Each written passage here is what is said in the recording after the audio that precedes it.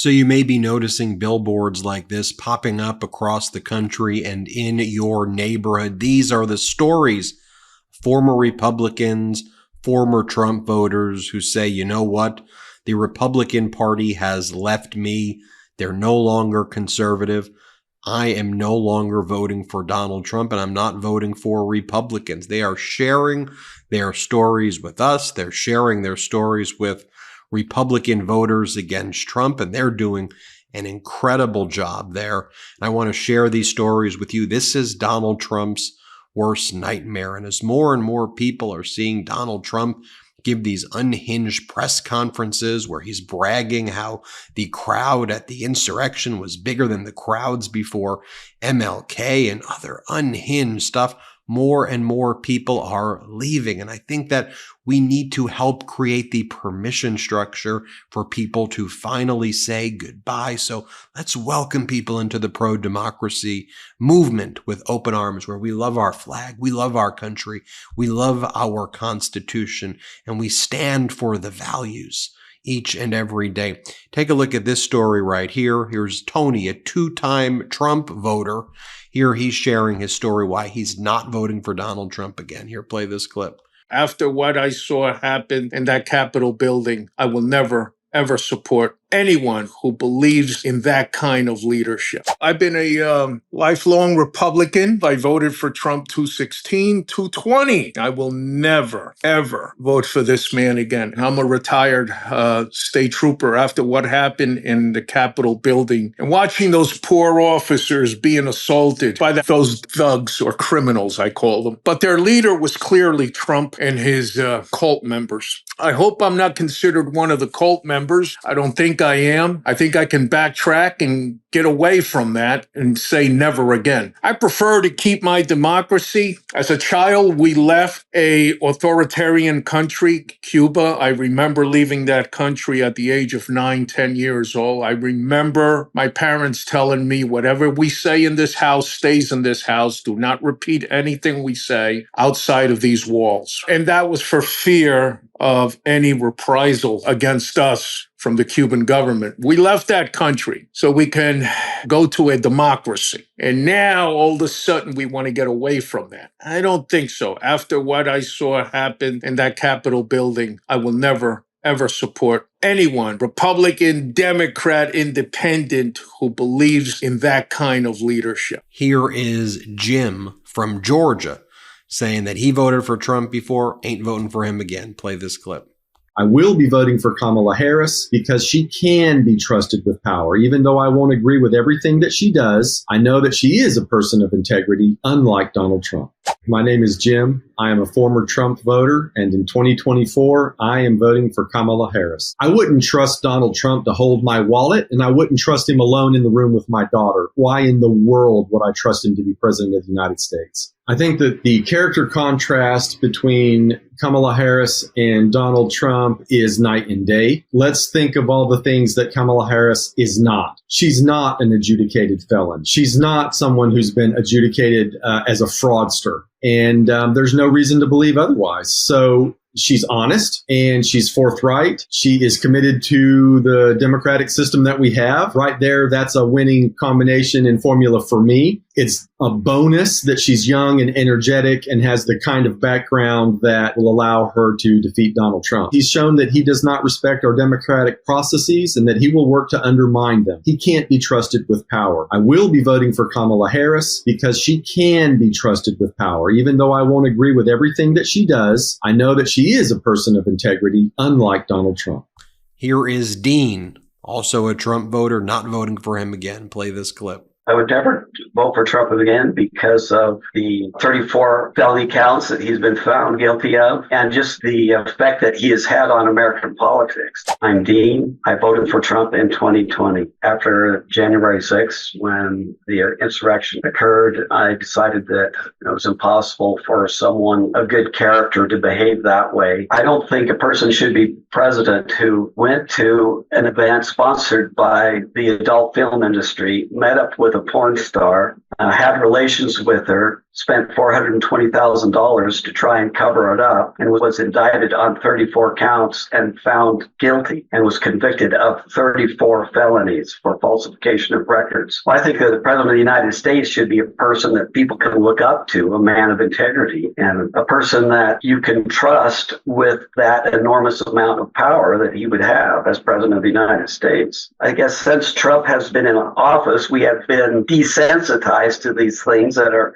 just absolutely outrageous. I would never vote for Trump again because of the January 6th insurrection, the denial of election interference charges, the 34 felony counts that he's been found guilty of, and just the effect that he has had on American politics. I could never in good conscience vote for Trump again. Here's Kathy, Trump voter, not voting for Trump ever again. Play this clip. His son was just born and he goes out and has an affair with a porn star. He goes out and has an affair with another woman that was a Playboy bunny. I just can't even understand it. I won't vote for Trump ever again. I'm Kathy. I'm from Florida. I'm a former Trump voter. I was worried about Hillary's baggage in 2016. Now look at Trump. Wow. Unbelievable. After watching Trump perform in the White House and all his stupidity, I just could not vote for that guy again. When he didn't win the election, he reminded me of a little baby with a temper tantrum, but it involved a lot more people and a lot more serious actions. Not to concede to an election is anti-constitutional. I mean, the guy was totally off the wall. People lost their lives. January 6th was such a shame. I do believe that a woman ought to be able to choose for her own body. You see the things that Trump was in court about. I mean, he did a sexual assault. He had hush money for a sexual encounter he had with a porn star. How are we going to put that in our history books? He was a unholy father. I mean, his son was just born and he goes out and has an affair with a porn star. He goes out and has an affair with another woman that was a Playboy bunny. I just can't even understand it. I won't vote for Trump ever again. I will vote for Harris. I just would not vote for Trump ever. Have you heard of NAD+? It's a molecule in every cell of your body and it's critical to aging well. NAD+ helps keep us feeling youthful by promoting cellular energy, maintaining healthy DNA using nutrients efficiently, and supporting detoxification. By age 50, most people's NAD+ levels are only half of what they were at age 20. Falling NAD+ levels is a major reason that signs of aging start to accelerate. Luckily, science has discovered a way to boost your NAD+ levels up to 50%. It's called Qualia NAD+, a groundbreaking supplement from Qualia. Many doctors and health experts over age 30 use Qualia NAD+ themselves, and I'm proud to have them sponsor this episode. NAD+ is a large molecule that struggles to be bioavailable if you supplement it directly. That's why Qualia NAD+ supports NAD+ the right way by including ingredients called NAD+ precursors that your body can convert into NAD+ to boost your body's own NAD+ production up to 50%. That's great. These are vegan, non-GMO, gluten-free ingredients like niacin, niacinamide, Niagen, also known as NR. These are three of the most well-researched NAD+ precursors, and all three are in Qualia NAD+ to maximize your body's NAD+ production. Qualia NAD+ is clinically tested and naturopathic, doctor formulated. Look, I want to feel decades younger than my actual age. That's why I'm staying at the cutting edge of aging research and boosting my NAD+ levels with Qualia NAD+. After just a month of Qualia NAD+, I'm feeling energy support and vitality return that I haven't felt in years. So to boost your NAD+ levels up to 50%, go to qualialife.com/Jordy. I love that. For up to 50% off and use code Jordy at checkout for an additional 15% off. That's Qualia Life, spelled QUALIALIFE.com/Jordy. Go to qualialife.com/Jordy and use code Jordy, spelled JORDY, for an extra 15% off your purchase. Thanks, Qualia, for sponsoring this episode. I think it's so helpful hearing those stories. This is former GOP Lieutenant Governor of Georgia, Jeff Duncan. He's been a great surrogate for Vice President Kamala Harris. putting country over party. And Jeff Duncan said, when I first started supporting Vice President Kamala Harris and said I wasn't supporting Trump, there were a bunch of Republicans who were giving him some crap about it. He says he's not seeing that as much anymore.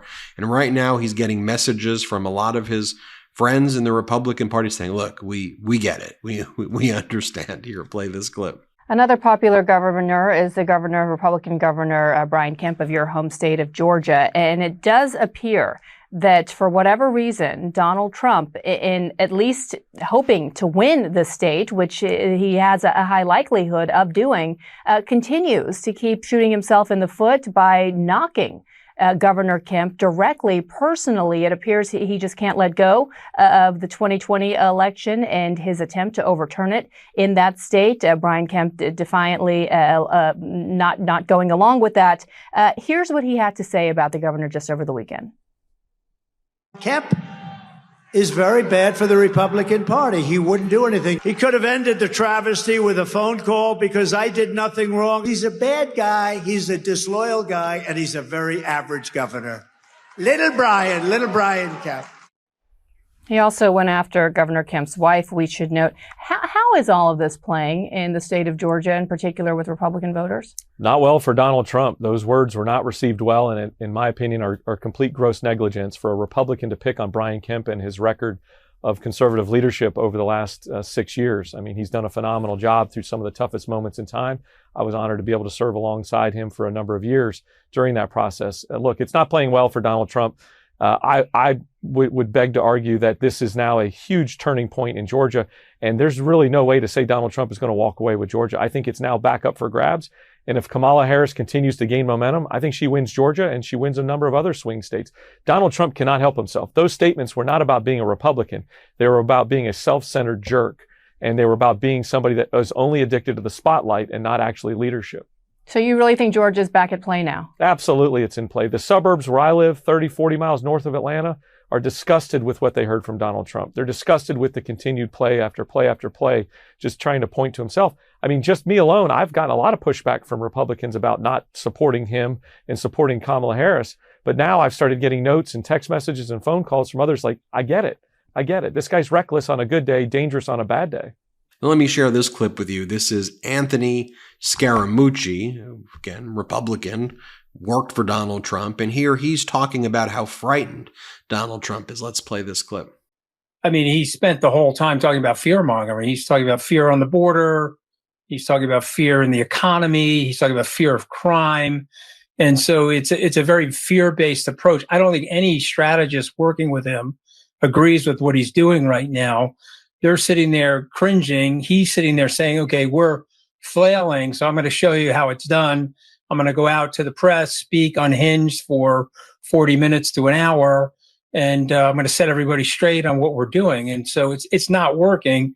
If I'm a Democrat here, Democratic strategist, please let him go on for another 2 hours like Benito Mussolini or Fidel Castro. Just let him unwind himself.